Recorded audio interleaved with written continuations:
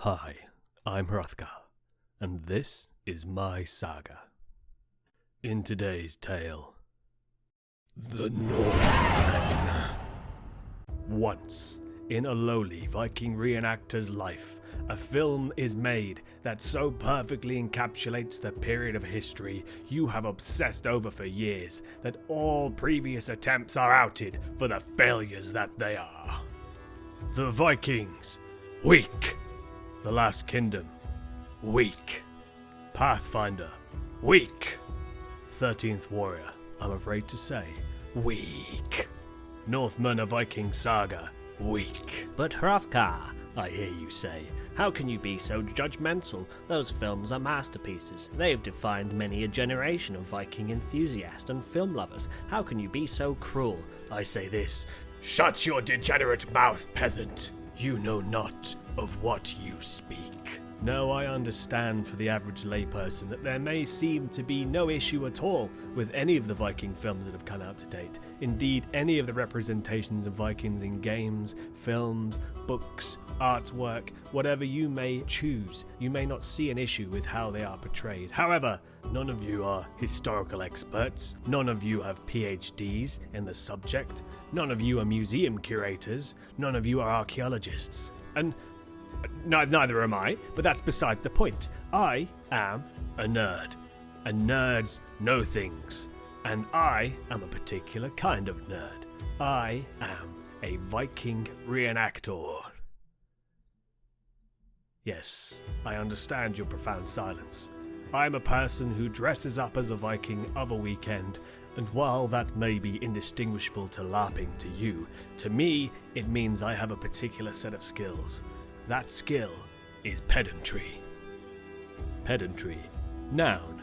Excessive concern with minor details and rules. In the current context, a historical pedant is someone who cannot and will not allow any fun to occur so long as there are transgressions against the historical authenticity of the subject matter. That means, dear friends, that the historical pedant will be watching with an eagle eye to see if there is a stitch out of place in your costume. Are your underpants modern? You failed. Have you wearing trousers that don't have a specific archaeological dig to reference them? You have failed. Is your weapon some kind of fantastical menagerie of different styles from different periods? Then you are an epic failure. Now you might be wondering what this has to do with the Northman, and I have to tell you this, dear folk. In all honesty, and from the bottom of my heart, this film has succeeded where so many others have failed to do so. The Northman has tried very, very hard to make this film about Vikings very, very Viking.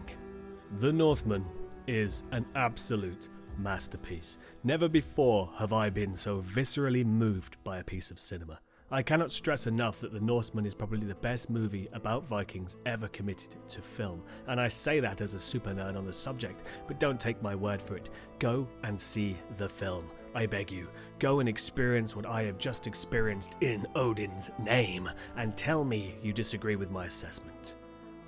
If you have not already seen the film, please stop listening now and come back when you are ready, because right now, you are not ready. Have you come back? Have you seen the film? Good. I'm assuming that if you are one of the lucky people who has been part of this momentous occasion in cinematic history, I don't need to tell you what an experience it was. You, like me, are probably still pitching a tent in your trews, or shifts for the ladies, of course. Now I'm going to quickly try and touch upon what made The Norseman so amazing, but honestly, I'm not going to be able to cover it all. I just can't. There's too much. Too many awesomes my brain cannot handle. I am a mere mortal. I'm actually already booked in for a second viewing tomorrow because honestly I don't think my meager brain, mind, hormone centers and adrenal glands can handle the sheer awesomeness of the spectacle I witnessed, and I want a second go. But for now, let us content ourselves with what we know. First up, the casting. Every character was perfect as far as I'm concerned, from the protagonists to all the background characters, every thrall, every guard, every person scratching their ass in a background frame, everyone absolutely nailed it. Our main boy, Alexander Skarsgård, was a complete beast in his role as Amaleth, and I mean literally a beast. Look at those traps! Man, damn, he is freaking jacked in this film.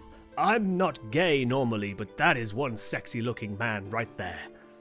Anyway, Skarsgård plays Amaleth, the main character who was based on a real medieval Scandinavian legend recounted by none other than Saxo Grammaticus. Yes, that was the dude's name, and you should probably look him up. He was a complete boss of a Danish historian and theologian, not least of all because he straight up looks like Zeus or Yahweh or even Charles Darwin in his final form. Further adding to the legitimacy of the Northman is that Saxo Grammaticus' tale about Amaleth was actually the direct inspiration for Shakespeare's play Hamlet. Yeah, you think about that.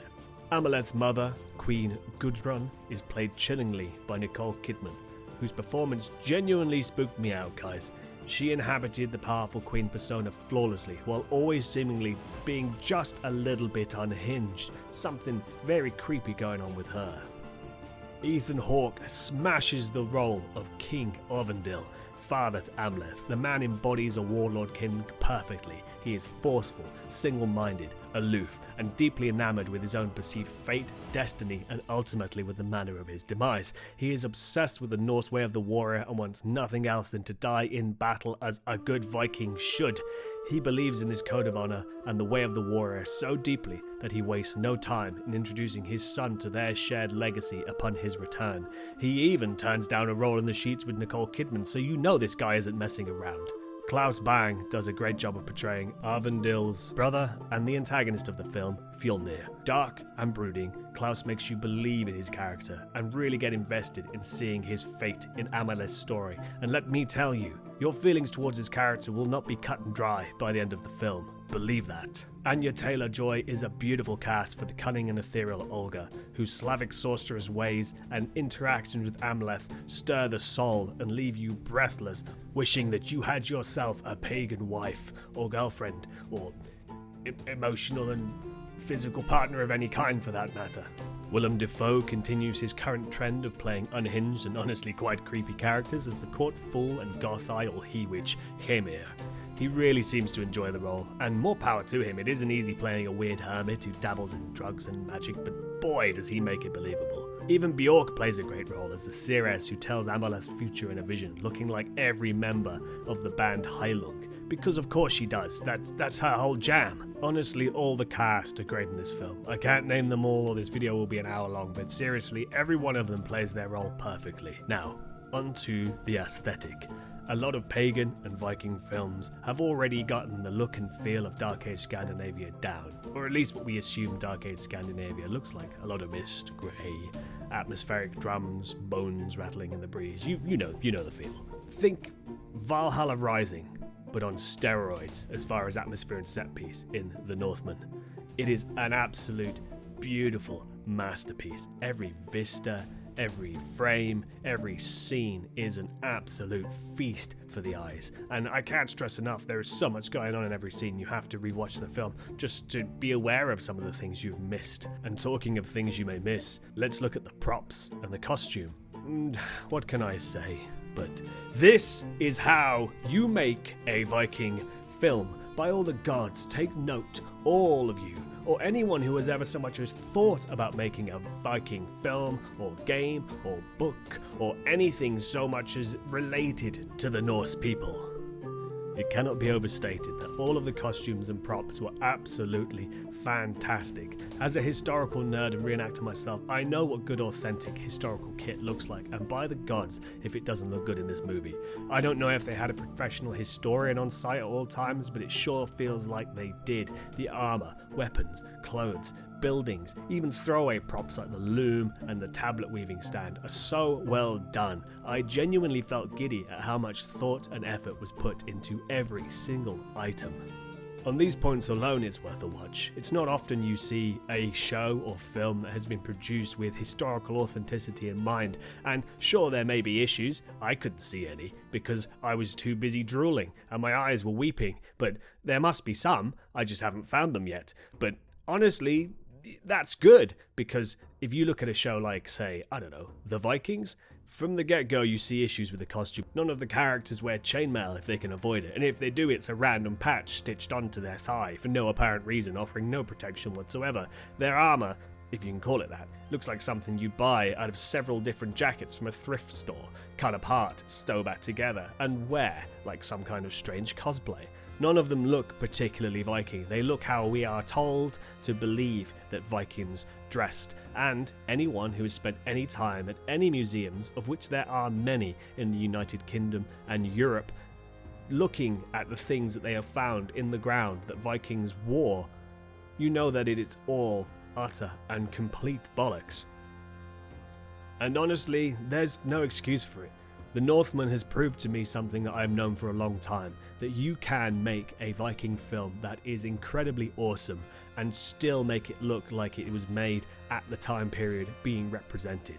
You don't need over-the-top stupid costumes, you need simple things: tunics, chainmail, beaten up looking helmets and shields, swords and axes that are based on historical finds. Honestly, it makes me cry at how many missed opportunities there may have been in some of our favourite historical Viking movies when it comes to the props department. I don't know who is telling the costume designers that it is okay to dress their Vikings up like people who have only vaguely ever heard of a Viking and can't distinguish a Viking from a biker, but they need to stop. They have to stop. The Northman is now the new standard by which every Viking movie will be judged from this point forward. And honestly, I think this is good. It is a historical milestone insofar as how you can correctly portray a time period while making it an absolute festival of gore and awesomeness. So this leads us on to the plot. Now, I'm not going to do a scene-by-scene breakdown. I'm not even going to give you a huge over-the-top synopsis of what happens, but essentially, this story and the legend of Amaleth is a revenge tale.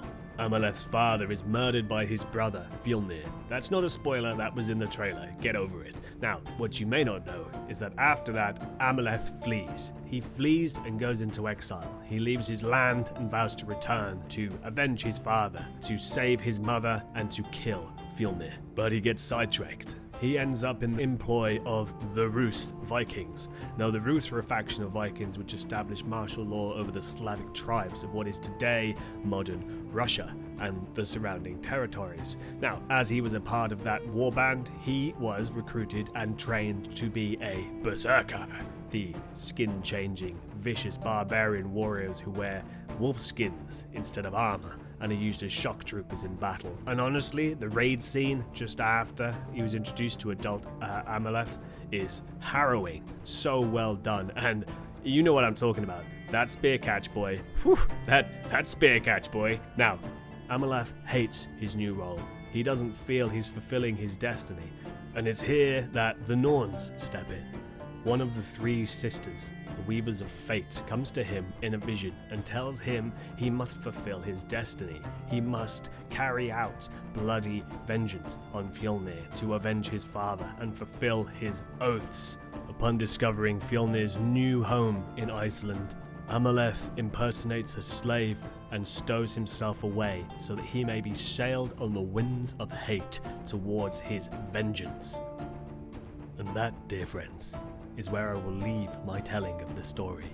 But be assured, the story from here is one of dark brutality, bloody vengeance, and divine intervention. In future videos, I may well go into fine detail, but I want everyone to have the chance to see the film before I just splooge every plot point and how it relates to the Viking history and the sagas. Amaleth's story of vengeance is one that grabs you by your very being. It's harsh, vicious, and cruel. And while you can empathize with all characters, some seem evil, some seem good, but you're not really sure. It constantly changes throughout the story, and you're never sure who you should really be rooting for. The narrative has such twists and turns that you are completely caught up in the torrent of narrative genius that leaves you wondering whether you were right about any of your assumptions, who is right, who is wrong, and ultimately who wins and who loses. All I can say for sure is that this film beautifully captures the futile brutality of a blood feud while toying with fate, destiny, and the cruel working of pagan gods. I have been Hrothgar, and that's all the tales I have for now. stay safe on the path.